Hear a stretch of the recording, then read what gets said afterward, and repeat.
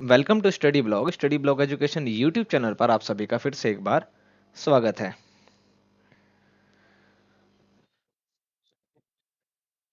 पिछली जो वीडियो थी वो क्लास 10 की थी, मतलब 10वीं वीडियो थी, और ये वाली जो 11वीं वीडियो है तो उसमें मैंने 11 बोल दिया था, तो उसके लिए माफ़ी चाहता हूँ। तो हम सीटेट 2021 के लिए तैयारी कर रहे हैं, ये आपको पता होगा। और पेपर 2 जिनका भी है, एसएसटी सब्जेक्ट है, टीचिंग सब्जेक्ट है, उनके लिए जो ये क्वेश्चंस वगैरह या जो भी हम टॉपिक्स कर रहे हैं काफ़ी इंपॉर्टेंट है। तो आप लोग तैयारी कर रहे होंगे, ऐसी मैं उम्मीद कर सकता हूँ।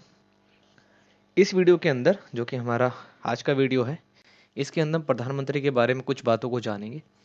इससे पहले हमने राष्ट्रपति के बारे में, उपराष्ट्रपति के बारे में जाना है, जिसको आपने देखा होगा। अगर नहीं देखा तो आप उसको भी देख सकते हैं। उसके बाद जो है वो प्रधानमंत्री और उनके केंद्रीय जो मंत्रिमंडल होता है उसके बारे में वीडियो है, जो आज की वीडियो में हम कवर करेंगे। तो ये क्लास 11, वीडियो 11, लेसन 11, कुछ भी आप जो कहना चाहते हैं, इसको based on NCERT, exam point of view से काफ़ी ज़्यादा ही इंपॉर्टेंट। लाइक शेयर करिए, सब्सक्राइब करिए, और चलिए हमारे साथ हम चलते हैं सीधा टॉपिक की तरफ। वीडियो 11, क्लास 11, ठीक है। तो प्रधानमंत्री एवं उसकी मंत्री परिषद या उनकी मंत्री परिषद की हम बात करेंगे इसके अंदर। तो प्रधानमंत्री से रिलेटेड चीज़ें जो हैं इसमें जानने को मिलेगी आपको, जो कि एग्ज़ाम में आपके काफ़ी ज़्यादा ही आपकी मदद करेगी। तो ध्यान से सुनिएगा, ध्यान से समझिएगा इन सभी चीज़ों को, और वीडियोस को देखते रहिए और प्रैक्टिस करते रहिए, क्योंकि एग्ज़ाम काफ़ी नज़दीक है और आपके लिए तैयारी करना काफ़ी ज़रूरी है। क्योंकि एग्ज़ाम जो है वो लगभग पिछले 2 सालों से, यानी 2 बारी से, तो साल में 1 बार ही हुए हैं कोरोना के चक्कर में। तो कैंडिडेट भी काफ़ी ज़्यादा हैं, और इस बार जो है एग्ज़ाम वो सीबीटी बेस्ड, यानी कि फर्स्ट टाइम कंप्यूटर बेस्ड होने वाला है, तो आपको तैयारी करनी चाहिए, ठीक है। तो चलिए देखते हैं, आपको सब कुछ दिख ही रहा है, बट समझना ज़रूरी है। तो प्रधानमंत्री एवं उसकी मंत्री परिषद, भाग 5 के अंदर ही लिखा गया है, इसको हम देख रहे होंगे। राष्ट्रपति केंद्रीय न्यायपालिका का नाम मात्र का अध्यक्ष होता है। वीडियो में पढ़ा था कि राष्ट्रपति, सभी काम जो है राष्ट्रपति के नाम से किए जाते हैं, लेकिन जो मेन प्रधान जो होता है वो प्रधानमंत्री ही होता है, ठीक है। तो यहीं पर वो बात हो रही है यहाँ पर कि राष्ट्रपति केंद्रीय न्यायपालिका नहीं, कार्यपालिका होगा यहाँ पर, ठीक है। तो राष्ट्रपति जो होता है कार्यपालिका का नाम मात्र का अध्यक्ष होता है, जबकि वास्तविक शक्तियां जो है प्रधानमंत्री के पास होती है। प्रधानमंत्री व उसके मंत्रिपरिषद को प्राप्त होती है। ये पहला पॉइंट है, जो कि हमने पिछली वीडियो में भी पढ़ लिया था। दूसरा पॉइंट है, राष्ट्रपति बहुमत दल के नेता को प्रधानमंत्री नियुक्त करता है, यानी कि प्रधानमंत्री की नियुक्ति कौन करता है? राष्ट्रपति करता है। इस प्रकार से सवाल आपसे पूछे जाएंगे, समझे कि नहीं। कोई आपको लिखना नहीं है वहां पर कि 4 पैराग्राफ लिखना है, लेकिन 4 पैराग्राफ से 40 सवाल जो है पूछे जा सकते हैं। प्रधानमंत्री की नियुक्ति कौन करता है? तो राष्ट्रपति उसकी नियुक्ति करता है। यदि किसी दल को बहुमत ना प्राप्त हो तो प्रधानमंत्री नियुक्ति के लिए वे अपने विचार को पेश कर सकता है। ऐसे व्यक्ति को भी प्रधानमंत्री नियुक्त किया जा सकता है जो किसी सदन का सदस्य ना हो, लेकिन अगर वो उसको प्रधानमंत्री नियुक्त कर लिया जाए, यानी कि उसको प्रधानमंत्री बना दिया जाए, तो 6 महीने के अंदर उसे किसी न किसी सदन की सदस्यता ग्रहण करने के लिए करना जो है वो जरूरी है, करना ही पड़ेगा। सदस्यता से याद आया, अगर आपने सब्सक्राइब नहीं किया है तो सब्सक्राइब करिए, आप भी हमारे सदस्यता को लीजिए। फ्री ऑफ कॉस्ट है, बेल आइकन को ऑन करिएगा, तब वीडियोस की नोटिफिकेशन आपको तभी मिल पाएगी, ठीक है। तो देखिए यहाँ 3 पॉइंट के अंदर 2 सवाल हैं। पहला ये कि राष्ट्रपति की नियुक्ति, सॉरी, प्रधानमंत्री की नियुक्ति जो है वो कौन करता है? तो राष्ट्रपति करता है। और दूसरा ये सवाल जो है आपका यहाँ पर बनता है कि क्या ऐसा कोई प्रधानमंत्री बन सकता है, ऐसा कोई भी व्यक्ति प्रधानमंत्री बन सकता है जो किसी भी सदन का सदस्य ना हो? तो जी हाँ, बन सकता है, लेकिन उसको 6 महीने के अंदर किसी भी सदन की, चाहे लोकसभा चाहे राज्यसभा, उसकी सदस्यता जो है उसको लेनी पड़ेगी, ठीक है। वो कोई भी सदन हो सकता है। और नियुक्ति के साथ साथ प्रधानमंत्री को शपथ जो है वो भी राष्ट्रपति ही दिलवाता है। सभी पॉइंट इंपॉर्टेंट हैं, पॉइंट टू पॉइंट बनाए गए हैं चीज़ें, तो कुछ भी स्किप ना करें। प्रधानमंत्री का वेतन वो और भत्ते जो भी उसको चीज़ें मिलती है वो संसद के अन्य सदस्यों के द्वारा ही होती है, मतलब जैसे बाकी सदस्यों को मिलता है उसी प्रकार से प्रधानमंत्री को भी मिलता है। तो पहले ये जो 5 पॉइंट है, इस 5 पॉइंट में आपको 2 से 3 सवाल रियली मिल गए होंगे कि प्रधानमंत्री की नियुक्ति, शपथ, ये 2 इंपॉर्टेंट है, ये आपको पता होने चाहिए, ये कौन करवाता है, ठीक है। अब प्रधानमंत्री की जो है हम कार्य एवं शक्तियों को जानते हैं कि प्रधानमंत्री बेसिकली क्या काम करता है और उसके पास क्या क्या शक्तियाँ होती हैं, ठीक है। वह मंत्रियों की नियुक्ति की सिफारिश राष्ट्रपति से करता है। यानी कि प्रधानमंत्री एक व्यक्ति है और इसको अपना पीएमओ ऑफिस होता है ना, प्रधानमंत्री ऑफिस जो होता है, उसमें जितने भी मंत्री होते हैं, फाइनेंस मिनिस्टर वगैरह, सभी की नियुक्ति जो है वो उसकी नियुक्ति के लिए राष्ट्रपति से क्या करता है, सिफारिश करता है कि भाई इस व्यक्ति को आप ये बना दीजिए, इस व्यक्ति को ये बना दीजिए। मंत्रियों के विभागों का बंटवारा करता है कि कौन से मंत्री किस विभाग को देखेंगे। वह किसी भी मंत्री को बर्खास्त करने की सिफारिश भी राष्ट्रपति से करता है। मतलब कोई भी मंत्री उस मंत्रिमंडल का हिस्सा बनेगा कि नहीं बनेगा ये भी वो देखेगा, राष्ट्रपति को सिफारिश करेगा, लेकिन बनाएगा राष्ट्रपति, ठीक है।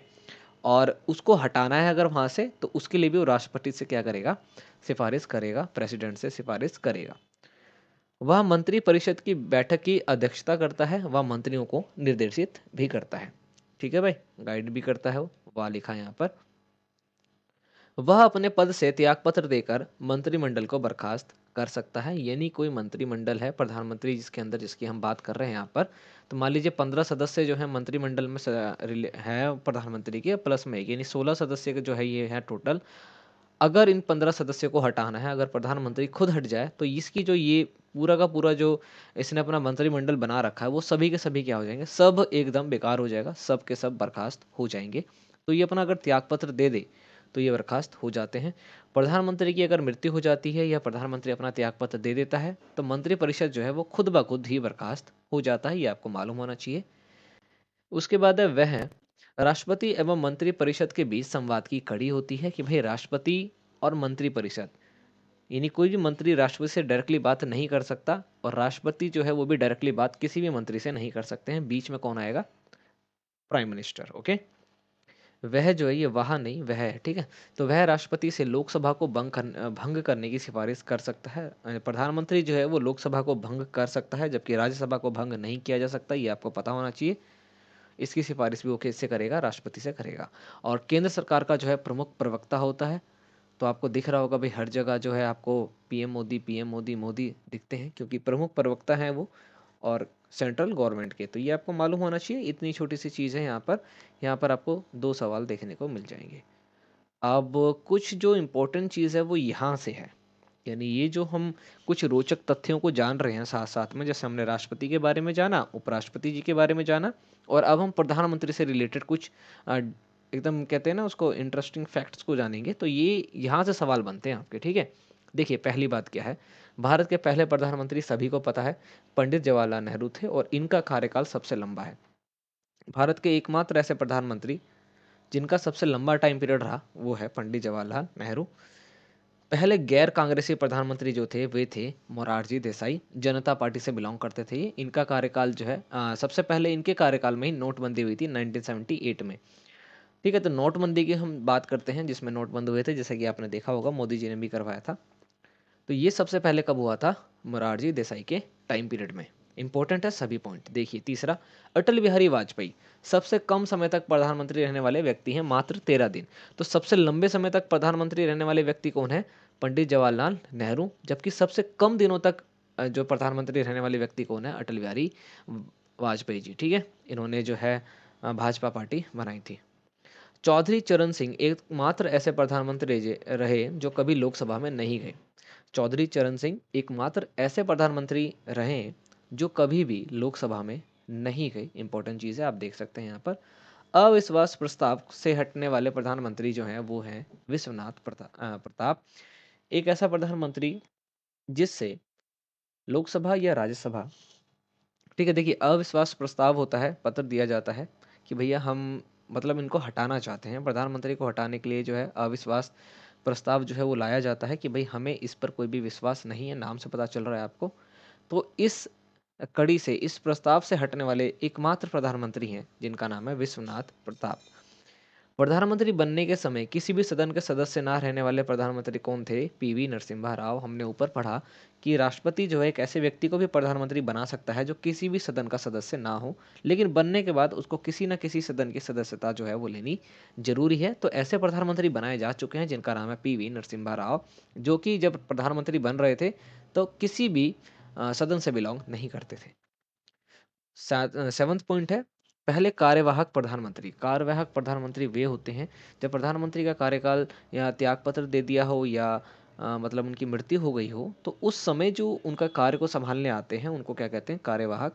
तो पहले कार्यवाहक प्रधानमंत्री कौन थे, गुलजारी लाल नंदा। इंपॉर्टेंट है क्योंकि ये 2 बार रहे हैं, 2 बार कार्यवाहक प्रधानमंत्री के रूप में इन्होंने काम किया है, ये इंपॉर्टेंट चीज़ है, आपको पता होना चाहिए। 8वां पॉइंट देखिए, मोरारजी देसाई मुंबई से, चौधरी चरण Singh Uttar Pradesh, VP Singh Uttar Pradesh, PV Narasimha Rao Andhra Pradesh, H D Deve Gowda Karnataka, Narendra Modi Gujarat. ये ऐसे प्रधानमंत्री रहे हैं, ऐसे व्यक्ति हैं जो मुख्यमंत्री बनने के बाद सीधा प्रधानमंत्री बने हैं।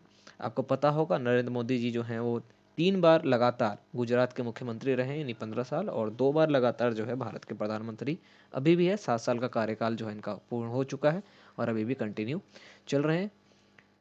तो ये ऐसे व्यक्ति हैं, मोरारजी देसाई हो गए, चौधरी चरण सिंह, और ये मुंबई के, जैसे मोरारजी देसाई जो है मुंबई के सीएम थे, चौधरी चरण सिंह जो हैं वो उत्तर प्रदेश के थे, वीपी सिंह उत्तर प्रदेश से थे।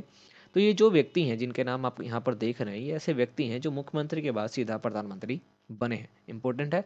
और वर्तमान में सभी को पता है नरेंद्र दामोदर दास मोदी, ये जो है भारत के 16वें प्रधानमंत्री हैं, जिनका मोदी आपको पता है, नरेंद्र मोदी। तो पूरा नाम आपको पता होना चाहिए, नरेंद्र दामोदर दास मोदी, 16वें प्रधानमंत्री हमारे देश के, और वर्तमान में ये कार्यरत हैं। ठीक है। 10वां पॉइंट जो है वो है, भारत के संविधान में उप प्रधानमंत्री पद का कोई भी उल्लेख नहीं है। जैसे कि संविधान में राष्ट्रपति उपराष्ट्रपति दोनों का उल्लेख है, प्रधानमंत्री का उल्लेख है, लेकिन उप प्रधानमंत्री यानी कि वाइस प्राइम मिनिस्टर का कोई भी उल्लेख नहीं है। लेकिन प्रधानमंत्री का कार्यभार को कम करने के लिए इस पद का सृजन जो है अब तक 7 बार किया जा चुका है, यानी कि 7 बार उप प्रधानमंत्री हमारे देश में बनाए जा चुके हैं। जब प्रधानमंत्री का कार्य जो है काफ़ी ज़्यादा हो जाता है, उसके ऊपर कार्यभार काफ़ी ज़्यादा हो जाता है, तब जाकर के किसी को उप प्रधानमंत्री बनाया जाता है, अदरवाइज नहीं बनाया जाता। पहले प्रधानमंत्री,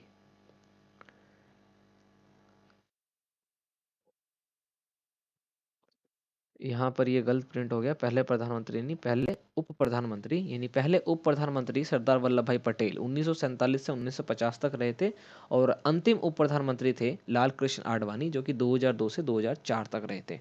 ठीक है।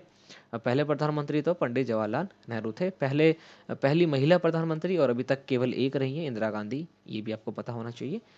12वां पॉइंट है, 42वें एवं 44वें संविधान संशोधन द्वारा राष्ट्रपति मंत्रिपरिषद से परामर्श जो मारने नहीं, मानने के लिए। ठीक है। देखिए, हम कहते हैं ना कि भाई राष्ट्रपति जो है वो मेन है, ये है वो है, लेकिन हम जानते हैं कि प्रधानमंत्री जो है वो मुख्य हो जाता है, क्योंकि राष्ट्रपति उनकी बात को टाल नहीं सकता। 42वें और 44वें संविधान संशोधन के द्वारा राष्ट्रपति जो है मंत्रिपरिषद से जो भी बात आती है, उनका जो परामर्श होता है, उसको मानने के लिए वो क्या है, बाध्य है, उसको वो मना नहीं कर सकता। अगर मना करेगा तो उसमें महाभियोग की प्रक्रिया जो है वो लगा दी जाएगी। तो ये 12 ऐसे फैक्ट हैं जिसमें से आपको 5-7 तो हमेशा याद रखने चाहिए, और एग्जाम में आपसे पूछा ये जा सकता है। कोई फिक्स सिलेबस नहीं होता सीटेट का कि भाई फिक्स यही आएगा, कि क्लास 6 से 8 तक ही आएगा। वो कुछ भी पूछ सकते हैं, अगर आपने मिनिमम 12 तक तो पढ़ाई की ही हुई होगी, है कि नहीं।